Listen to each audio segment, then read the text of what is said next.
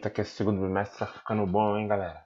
Vamos lá, vamos começar a trabalhar sobre um conteúdo que vocês vivem me perguntando sobre. Vai ter tiro, porrada, bomba.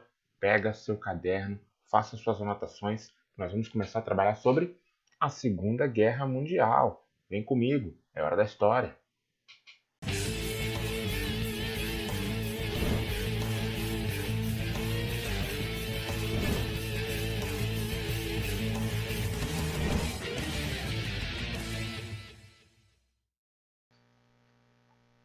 Galera, no bimestre passado a gente trabalhou muito sobre um conflito chamado de Primeira Guerra Mundial.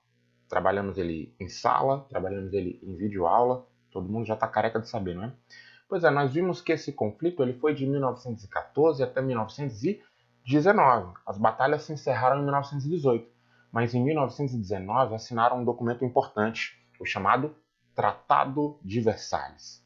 O que era esse Tratado de Versalhes? Era ele que definia as culpas da guerra. E esse documento colocava a culpa da guerra toda principalmente em quem? Na Alemanha. Era um documento que definia os termos ali e dizia que a Alemanha ia ter que pagar uma indenização aos vencedores. Dizia que a Alemanha teve o seu território diminuído, proibia a Alemanha de ter exército, de fabricar armamentos, ou seja, o Tratado de Versalhes pisou e humilhou a Alemanha. Isso é muito importante saber porque o Tratado de Versalhes ele já vai ligar ao conflito que vai vir lá na frente. Porque lá na Alemanha nasceu um sentimento de revanche, nasceu um sentimento de revolta com isso. Isso favoreceu o surgimento do chamado Partido Nazista. Olha ele aí, Adolfinho Hitler e o Partido Nazista ganham força na Alemanha durante o período entre guerras, não é? Muito por causa do Tratado de Versalhes. E era um partido que pregava que a Alemanha necessitava crescer novamente. Eles defendiam que a raça ariana era a raça superior, não é? E que deveria montar o Terceiro Reich, um reino poderoso, para esmagar os seus inimigos. Era essa a principal doutrina do Partido Nazista, que pregava revanche. Olha o revanchismo aí. E aí a gente viu também que do final da Primeira Guerra Mundial surgiu um órgão chamado de Liga das Nações. O que foi a Liga das Nações? Era uma organização que tinha um único e principal objetivo. Qual? Manter a paz. Evitar que novas guerras acontecessem. Toda vez que um novo conflito surgisse em algum lugar no mundo, a Liga das Nações deveria intervir e parar com tudo, para evitar que o conflito ficasse grande, igual ficou a Primeira Guerra Mundial, não é? Pergunto para vocês, Liga das Nações deu certo? Não.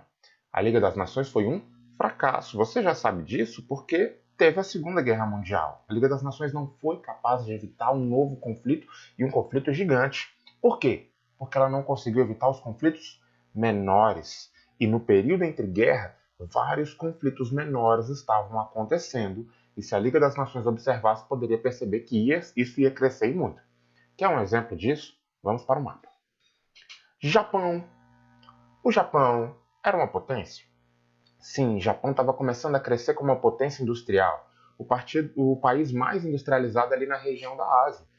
E o Japão é formado por 3 ilhas, não é? Não tem muito recurso natural. Se você não tem tanto recurso natural, o que você faz? Você invade o colega. E é isso que em 1931 o Japão fez. Invadiu essa região aí da China, que é a região da Manchúria. Uma região que é rica em minério de ferro, por exemplo. Fundamental para eles se industrializarem. Liga das Nações viu o Japão invadindo a China, a região da Manchúria, fez o quê? Não fez nada. Olha aí. E aí isso fala muito sobre o Japão também. O Japão era um país imperialista. O Japão ele não queria só a Manchúria, ele queria invadir a China, ele queria lutar contra a União Soviética, ele queria invadir todas essas ilhas ali do Pacífico. O Japão era imperialista. Por ser imperialista, o Japão já estava muito parecido com quem lá na Europa? Com a Alemanha e com a Itália. É claro que eles vão ficar amiguinhos. Lá na Europa, vem comigo, esses dois aí já estavam brothers, não é? Adolf Hitler, líder da Alemanha nazista, e Benito Mussolini, líder da Itália fascista. A gente viu no vídeo anterior que eles eram muito próximos em ideologia. E claro que vão se aliar. O Japão também entra nessa aliança e formam o que nós chamamos de eixo Roma-Berlim-Tóquio.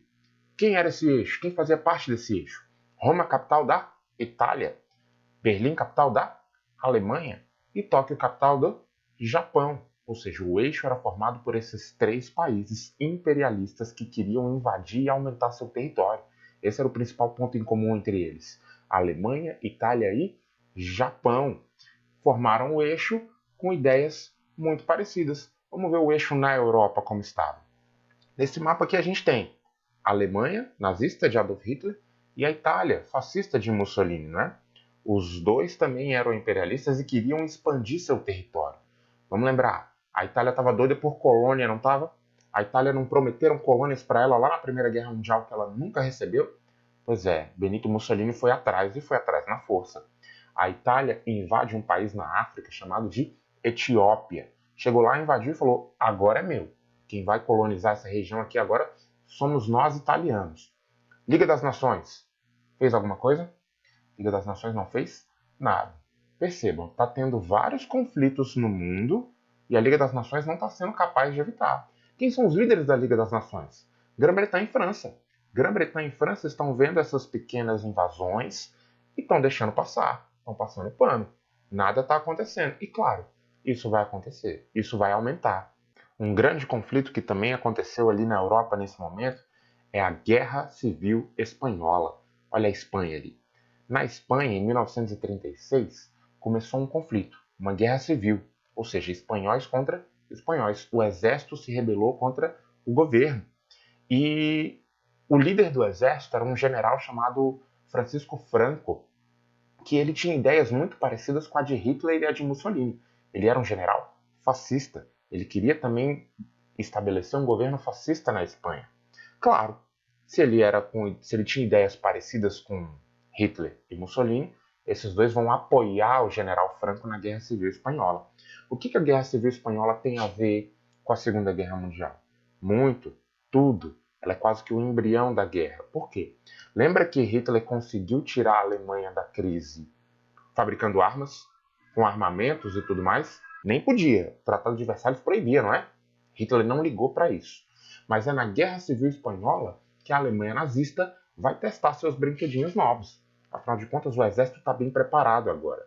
É na Guerra Civil Espanhola que a Alemanha vai testar o seu poderio de guerra.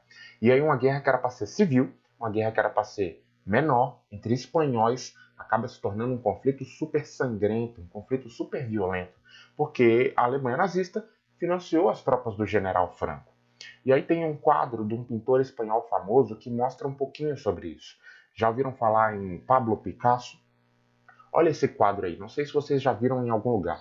É uma pintura enorme, um mural gigante, chamado Guernica, feito pelo pintor espanhol Pablo Picasso. O que vocês conseguem perceber desse desenho? Meio estranho, né? Acho que todo mundo começa vendo ali a cara do cavalo e tudo mais. Pois é, quando você olha para esse quadro, o que você sente? Você sente felicidade analisando ele? Ele passa um horror, né? Muito pelo contrário, não é felicidade, passa desespero e tudo mais. Conta a história de que um general alemão, nazista, chegou na exposição em que esse quadro estava lá. E ele olhou e falou: que coisa horrível! Quem é que fez isso aqui? Que absurdo, coisa feia! Que horrível! Quem foi que fez isso? E aí o Picasso, o cara que pintou esse quadro, estava lá do lado, virou para ele e falou: foram vocês. Por quê? Picasso mostrou nesse quadro os horrores da Guerra Civil Espanhola provocada pelos nazistas. Se a gente for olhar direito, a gente vê muita dor e sofrimento nesse quadro. Olha aqui, ó, tem um cara sofrendo aqui no canto, não é? Tem uma mulher chorando, provavelmente com um bebê no colo aqui. A gente olhar de novo, tem outro cara que parece que está morto aqui no chão, né? Tem aqui uma mão com espada quebrada, conseguem perceber isso? A espada quebrada simboliza que alguém tentou lutar, resistir e não conseguiu. Foi derrotado. E aí, se a gente for olhar, vários outros elementos mostram dor e sofrimento. O povoado de Guernica, na Espanha, foi completamente destruído durante a Guerra Civil Espanhola. Destruído por quem? Por bombardeios nazistas. O nazismo testou todo o seu poderio de guerra lá na Guerra Civil Espanhola. E aí isso causou horror e destruição. O mundo inteiro já estava vendo. A Alemanha não está para brincadeira. O eixo não está para brincadeira. Alguém tem que pará-los. Alguém parou? Não. Liga das Nações não fez? Nada. Vamos voltar aqui para o mapa da Europa, antes da guerra começar, ali mais ou menos em 1938. Vamos identificar, de amarelo nós temos os países que compõem o eixo na Europa, não é? A Alemanha nazista, e a Itália fascista do Mussolini. Lá na Ásia tem o Japão ainda, não é? De azul, quem são esses? São os principais vencedores da Primeira Guerra Mundial. Grã-Bretanha e França, as maiores lideranças políticas do mundo, aqueles que comandavam a Liga das Nações, aqueles que deveriam impedir os novos conflitos, mas não estão fazendo nada. De vermelho, nós temos outro elemento muito importante aí que falamos pouco dele, a União Soviética. Lembra que a Rússia saiu da Primeira Guerra Mundial porque passou por problemas internos? Pois é, a Rússia passou por uma revolução em 1917 e se tornou uma nação comunista. A Rússia agora é só mais um país que formou a grande União das Repúblicas Socialistas Soviéticas, o maior país comunista do mundo naquele momento. E a União Soviética ela não era bem vista por ninguém, nem pelas principais potências capitalistas, Grã-Bretanha e França, muito menos pelas potências do eixo, Alemanha e Itália. Vamos lembrar que o principal inimigo na cabeça do Adolf Hitler e do Partido Nazista eram os comunistas. Ele queria evitar que o que aconteceu lá na Rússia em 1917 acontecesse também na Alemanha. O fascismo ele é fundamentalmente um inimigo do comunismo. Ou seja, a União Soviética está isolada, está largada lá. Ao mesmo tempo em que você tem as potências capitalistas, Grã-Bretanha e França, e as potências do eixo, Alemanha e Itália. Beleza, em 1938, o Hitler coloca em prática o seu plano de expandir o espaço vital da Alemanha. O que ele faz? Anexa esse país chamado de Áustria. Vamos lembrar, o Hitler ele era austríaco. Ele chegou num discurso dizendo que austríacos e alemães, na verdade, eram o mesmo povo, a raça ariana, e que deveria ser um país só. Com isso, ele conseguiu convencer a todos de que era necessário unificar os países. Ele anexou a Áustria ao território da Alemanha. A Alemanha ficou maior. Peraí, a Alemanha poderia anexar territórios? Não. O Tratado de Versalhes impedia. Liga das Nações fez alguma coisa? Não fez nada. Grã-Bretanha e França fizeram alguma coisa? Não fizeram nada. Na verdade, Grã-Bretanha e França estão olhando o Hitler crescer, mas estão pensando, pelo menos ele é anticomunista. Deixa ele, vamos fazer nada com ele não. Pois é, não parou por aí. Após anexar a Áustria, a Alemanha nazista vai lá e invade a Tchecoslováquia. Esse país ali do lado, tá vendo? Na verdade, fizeram uma reunião. Hitler disse, eu quero só um pedaço da Tchecoslováquia. Grã-Bretanha e França deixaram. Hitler foi lá e invadiu tudo. Pegou a Tchecoslováquia inteira. Grã-Bretanha e França fizeram alguma coisa? Não fizeram nada. Isso fazia parte do que nós chamamos de política de apaziguamento. Olha esses dois principais aqui se cumprimentando, apertando mãos. De um lado temos Adolf Hitler, que vocês já conhecem, líder da Alemanha nazista. Do outro lado nós temos o primeiro-ministro da Grã-Bretanha, o Chamberlain, que deveria chegar no Hitler e falar, Hitler, para com isso aí, está invadindo demais, não pode invadir a Tchecoslováquia. Foi isso que ele fez? Não. O Chamberlain acreditava que era necessário acalmar, afinal de contas a Grã-Bretanha não queria uma nova guerra. Deixa o Hitler, não, ele vai parar. Ô Hitler, para com isso aí, tá bom? Não vamos fazer guerra não. A gente tem a Alemanha nazista prometendo vingança e o Chamberlain está querendo acalmar todo mundo, apaziguar. Pois é, essa política de apaziguamento ela teve sérias consequências, porque a Grã-Bretanha e a França não impediram o expansionismo alemão, não pararam ele quando era preciso. Por outro lado, Adolf Hitler queria se expandir e queria guerra e não negava para ninguém, não é? Para conseguir as condições perfeitas para iniciar um conflito, Hitler teve que negociar com outro inimigo. E aí ele assina um pacto de não agressão. Pacto de não agressão com quem? Pacto de não agressão foi um acordo entre Adolf Hitler, da Alemanha nazista, e Joseph Stalin, líder da União Soviética. Mas peraí, eles não eram inimigos? Eram inimigos sim, mas fizeram um acordo meio que passageiro. Que acordo era esse? O Hitler meio que dizia, União Soviética, eu tô querendo começar uma guerra. Eu só quero uma coisa, não interfira. A União Soviética pensou, peraí, você vai atacar os meus inimigos lá do outro lado?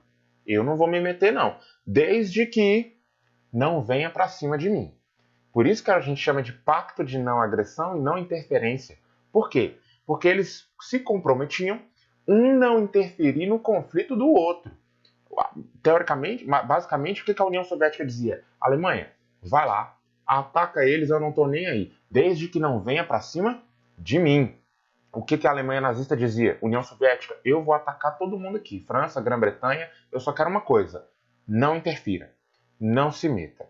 Esse era o acordo deles. Com isso, a Alemanha nazista e o eixo ganhavam condições de atacar por um lado e não ser atacados na retaguarda. E aí o Joseph Stalin pensou, bom, se ele vai atacar os meus inimigos, deixa eles lá, são dois inimigos se batendo, não tenho nada a perder com isso. E aí assinou o Pacto de Não Agressão. Será que esse pacto ele foi bem visto pelas potências capitalistas? Olha essa charge que saiu num jornal da Inglaterra. Um casamento indecoroso, não é? Percebam ali, quem é o noivo? É o Hitler. Tem até a suástica nazista e tudo mais. E quem é essa noiva? Bigodão, Joseph Stalin, líder da União Soviética. E aí a legenda está perguntando ali, meio que preocupada, quanto tempo será que vai durar essa lua de mel? Porque o mundo inteiro sabia.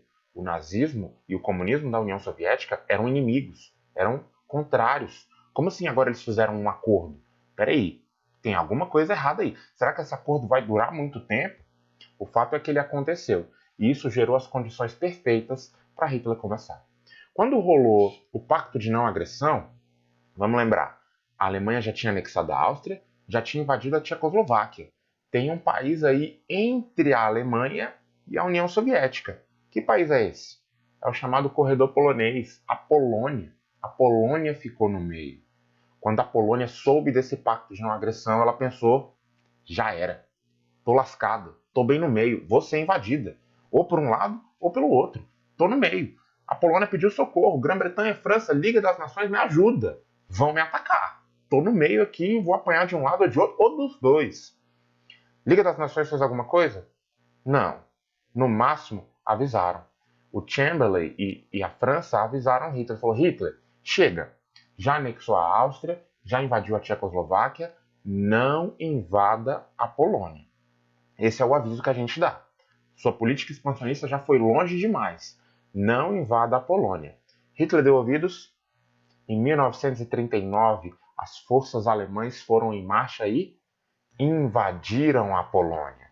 Na verdade, ela se dividiu a Polônia, né? A União Soviética aproveitou e pegou um pedaço para ela. A Polônia foi invadida em 1939 por tropas nazistas.